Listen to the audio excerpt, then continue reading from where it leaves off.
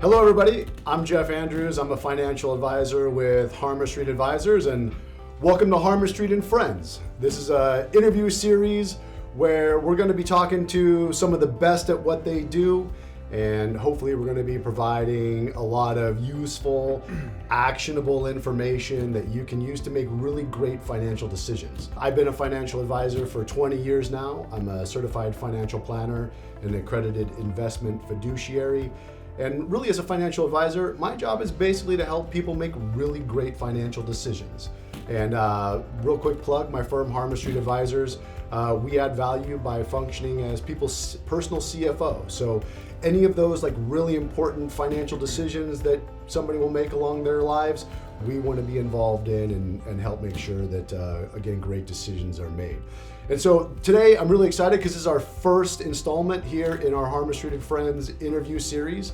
And you know, with the way things have been going with the real estate market lately, we've been getting a ton of questions from clients and friends about the real estate market and where things are headed and that sort of thing. And so I thought that this would be a great opportunity to bring in my good friend and real estate agent extraordinaire, Mike Pahua. Mike, thanks for joining me today. My pleasure to be here, Jeff. Thank you. Yeah, man. Good. Well, listen, Mike has been an agent for 17 years now. 17 years. 17 years.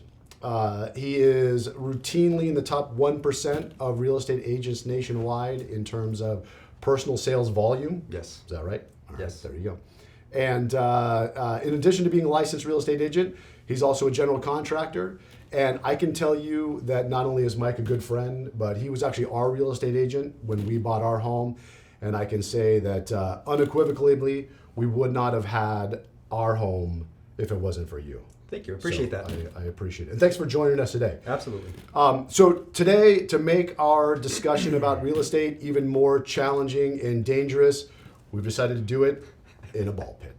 So with that, I'll tell you what, why don't we just go ahead and get started? Let's dive right into it. Let's go. So, you know, a lot of people are wondering just where things are headed. Where's the real estate market headed over the next 6 months? Right. And that is a good question. The general consensus is that we are going to see much of the same, probably for the next year, 2 years.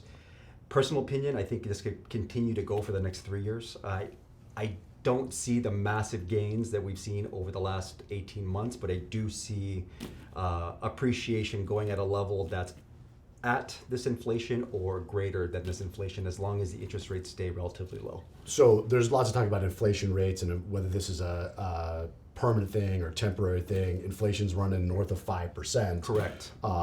It is, so you see, like, if we had to put a number on it, 5% is a safe inflation rate over the next 6 months or so? At the very minimum. Okay. At the very minimum, I think we're going to keep up with inflation.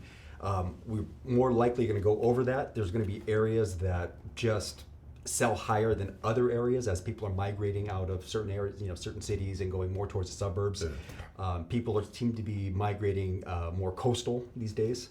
So I can see, you know, 10%, 12%, I don't think would be, you know, unheard of if it happens. I think people will look back and say, oh, that makes sense. Right now, it's predicted as a little bit dangerous, I think. You don't want to buy a house with the expectation you're going to get the short-term gains so rapidly, but it could very well happen. Well, we're also on video, so I don't know if you really want to I don't want to do a lot of predicting. I don't want to make a lot of predictions, but personally, I can see it happening. What about the next 12 months? So looking out even further. Is it still... You know, 12 months, I think, well, let's take it a step back. If you're going to have to pay rent, rents are going through the roof right now. Rental rates are appreciating at a faster rate than the actual real estate prices themselves. So if you're getting into a rent, and this is for the California market, that's $3,000 a month, $3,500 a month, and a house payment's going to be $3,000 a month, $3,500 a month, $4,000 a month, and you can lock in a 3% mortgage, and inflation's 5 or 6%, you're making money on the purchase price. So you know, you're not losing money by having the money sit in the bank making almost 0% interest. So if you're going to have to pay rent anyway, you might as well own something and have the potential upside. If the house goes down in value, you're going to have to pay rent anyway. Good. So if your mortgage is relatively close to what your rent would be, it's a good risk. All right, fair enough. Well, so I guess maybe we should take a step back. What is it right now that's really driving all these crazy leaps in home values? It is a supply and demand issue. There has been a shortage of new construction. I think migration patterns are different. Despite what people, there are people leaving the state of California where we're at, but there's also a lot of high income earners moving into California because of the shortage of workers in the financial industries, engineering, pharmaceuticals, and financials. So there is a lot of money coming into the area. So these are the people that are, they have the high incomes to afford these high payments. The hang-up seems to be the down payment, which is typically the normal hang-up. Right. We're getting, with these high values, you have parents that now have a house that's worth a lot more money than it used to be. And they're drawing money out to give gifts to their children earlier than they would have in the form of inheritance. But they're giving gifts so these kids can get into these houses. So it's a supply and demand. In other words, there's not enough supply. It sounds like is essentially the bottom line. Correct. And not enough homes are being built. Correct. And I'll say the homes that are being built, unfortunately, like we don't build any starter homes anymore, at least in this area, like Southern California, right? Correct. It's all $800,000. Correct. That sort of thing. So it is driven by millennial buyers. It is also driven by the baby boomers buying second homes, vacation homes. They're buying investment properties. Their money's not making a lot sitting in a savings account at the bank. So they're looking for other ways to to increase their retirement income. Right. Looking for other ways to increase the amount they can leave to their children. The legacy and inheritance type situations. Let's dig a little deeper into that because I do have clients and talk to people and they're on the sidelines because they're waiting for this 10 to 15% correction that is coming because the financial news, they got a lot of scary headlines out there comparing where we are now with prices to where we were in 07, 06, etc. So what would you say to those people that are kind of sitting on the sidelines waiting for that type of pullback? It's hard to tell somebody that they're wrong for waiting, right? Everybody has a different motivation or a different idea of what the market's going to be. My personal opinion is that prices will go down at some point. When that's the crystal ball. I wish I had the crystal ball. If the prices go down 10 or 15%, 2, 3, or 4 years from now, well, how much had they gone up before this 10 or 15% drop? Yeah, right. Did they go up? Did they go up 15% and then drop 15%? So now you're back to where you are today. But are the rates 5%? Are they 6%? So the house is still costing you more 3, 4, 5, 6, 7 years from now than it does today. Plus, you don't get the benefits of having the mortgage write-off, or the property tax write-off, and the potential for appreciation. Because what if the market doesn't go down for 10 years? What if it stays relatively flat and you're just getting the write-off? I mean, you're going to pay for housing anyway, right? So unless you have a situation where you don't have to pay for housing, but you're going to pay for housing, you're going to rent something, or you're going to own something.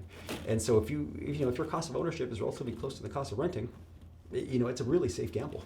Well, I think one of the great things about real estate is, and I run into this all the time as I'm talking to people about real estate versus stocks and all that other asset classes, is people look at what they bought the home for and then what they sold it for 10, 15, 20 years down the road. But you hold any asset for 10, 15, 20 years, you're pretty much going to come out ahead. You should, yeah. Right?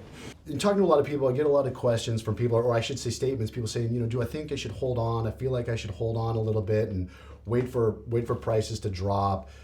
Because certainly they can't keep going up at 12, 15, 20% per annum. Right? Correct. Because nobody will be able to afford a home. Correct. But for those people, like, what would it take in order for home prices to start declining? Like, how would the economic environment need to change in order for that to happen? And that's a big factor. I want to say that the biggest factor that could really change things in a rapid manner are mortgage rates. If your mortgage rates go from 3% to 5%, now you have a cost of living change that's just, that's hard for a lot of people to bear. That could change your total housing expense by $1,500. Right. So something like that is going to make a difference in a family budget of what they buy. I think part of this rapid appreciation that we experience, it has a lot to do with people's discretionary income. As we've been shut down for 18 months, people weren't traveling. People weren't eating out. And it's not uncommon for a family of 4 to spend $1,000 a month going out to eat, going out to lunch, or spending a considerable amount of money to go to Hawaii for a week or go to Europe for a couple weeks. These are all big trips that people do. And And this could equate to $3,000 or $4,000 a month that they saved over this time period. And so you mentioned something about the tiny homes and the millennials. What I think a lot of people don't think, what they don't realize is... God, don't even get me started with the tiny homes. But what you have to realize is the millennials are in their early 40s now. The earliest millennials in their early 40s. And so these early 40s is when people really start making good income. They're in their careers a lot of times by already 10, 15 years. Sure.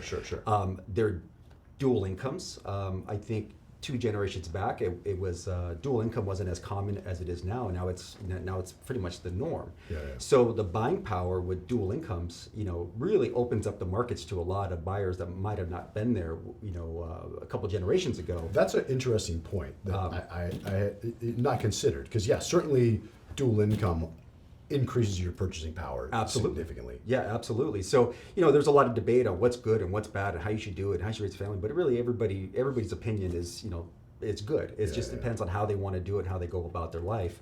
But that is a major factor. There is more income in a household than there used to be.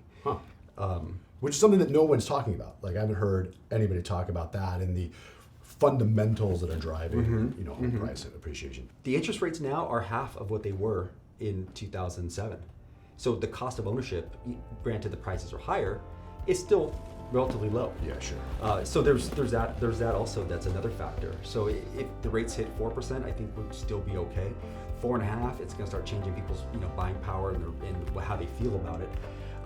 When you have the Fed increasing the prime rates, it's not going to affect your loan dramatically from the front end, but what's going to happen is, if you have a line of credit, that's going to go up. Your credit card minimums are going to go up. If you're pulling out new student loans, that's going to be a little more expensive. If you're, if you're getting an auto loan, that's going to be a little more expensive. So, when the Fed increases rates, it does affect your overall budget indirectly, depending on what kind of debts you have on the side.